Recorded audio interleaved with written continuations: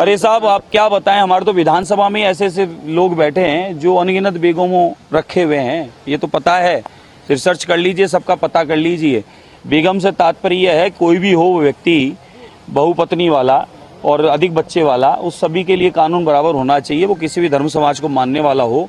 बस आप लोगों को, पत्रकारों से मेरी एक मांग और प्रार्थना अपील है, आप सब पत्रकार बंधु पूरे देश में इसका रिसर्च करें, इसकी जांच करें। हमने अगर कहा है तो इसकी सच्चाई जाने, अगर हम गलत हैं तो हमें आप टारगेट करें।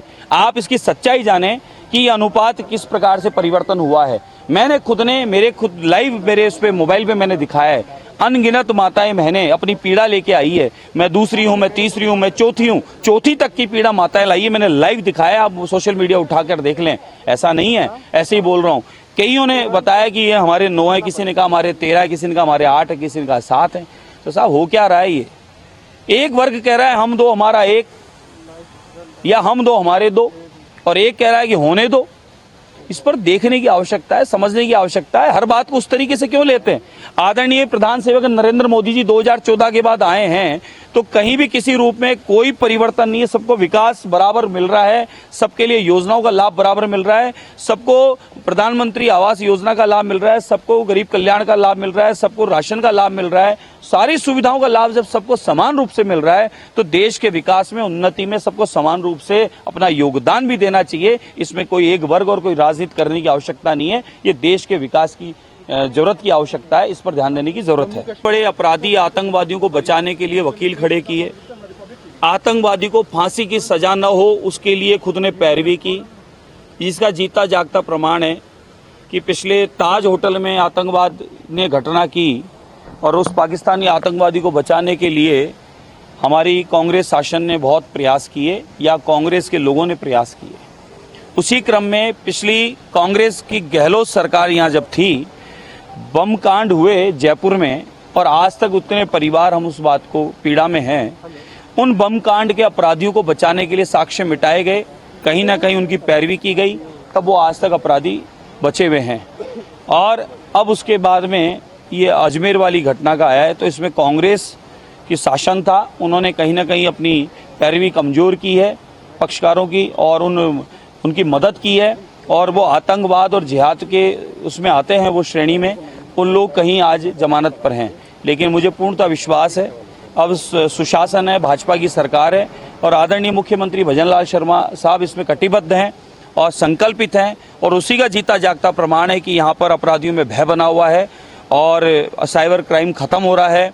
उसी प्रकार से यहाँ पर पिछले दिनों जो पेपर लीक माफिया खुले का राज था, आज 100 से ऊपर वो जेल के भीतर हैं। ये मानो कि इस पर भी अपील होगी और वो खुले में घूमेंगे नहीं, जमानत निरस्त होगी और कहीं ना कहीं वो सलाखों के पीछे होंगे। एक लास्ट सवाल है, यूडीएच मंत्री ने बयान दिया था कि 3 से अधिक संतानें जो होगी जिन दंपतियों को, उनकी सरकारी सुविधाएं खत्म कर दी जाए। आपका भी एक बयान उस पर आया है, क्या प्रतिक्रिया है?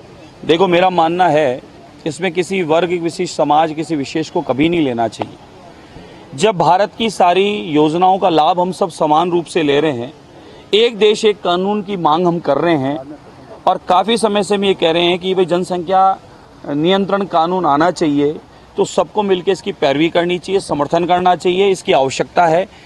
खाद्यान्न की भी दिक्कत है, मकान की भी दिक्कत है, बहुत असुविधाएं हैं, देश के विकास में भी कमी आती है।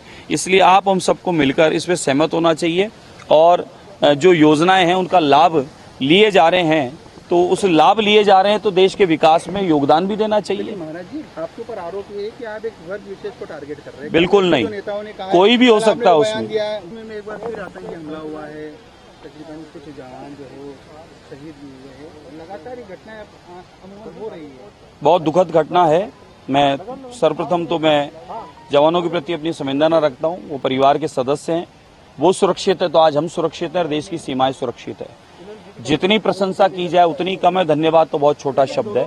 मैं सभी जवानों को सैल्यूट करता हूं, और मां भारती की सेवा में जो तत्पर तैयार हैं, उनकी जितनी हम उनकी लिए प्रार्थना करें उतनी कम है। दूसरा, ये घटनाएं घटित हुई है, कुछ दिनों से वापस होने लगी है। आप ये माने कि ये आदरणीय प्रधानमंत्री नरेंद्र मोदी जी के आने के बाद, भाजपा की सरकार बनने के पश्चात, एनडीए की तीसरी बार सरकार बनने के बाद कहीं ना कहीं बौखलाए हुए हैं। शत्रु देश, दुश्मन देश और आतंकवादी बौखलाए हुए हैं। अब उनकी जड़ें हिली हुई है कि भाई भारत की महाशक्ति, दुनिया की महाशक्ति भारत बन गया है और अब वो जीरो आतंकवाद चाहता है और उस पर मोदी जी ने काम भी किया है। और आप कह नहीं सकते 2014 के बाद आप देखें आतंकवाद समाप्त सा था, धारा 370 पता ही नहीं चला कब हटी और शांतिपूर्वक काम हुआ। अब चुनाव भी बहुत शांतिपूर्वक हो रहा है और कश्मीर में भी धीरे धीरे कमल का फूल खिल रहा है और मोदी जी पर विश्वास पूर्णता जाग गया है। कश्यप ऋषि की धरती कश्मीर, तपोस्थली कश्मीर, देवताओं का कश्मीर और स्वर्ग जैसा दिखने वाला कश्मीर, कहीं ना कहीं उसकी छवि को धूलमिल करने के लिए आतंकवाद न जात का है न धर्म का है। आतंकवाद कहीं ना कहीं इस मानव जाति का शत्रु है, दुश्मन है, वो किसी भी जाति धर्म को मानता हो भले।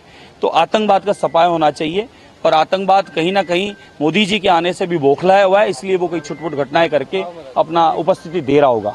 For more of such videos, do like, share and subscribe to ET Now Swadesh.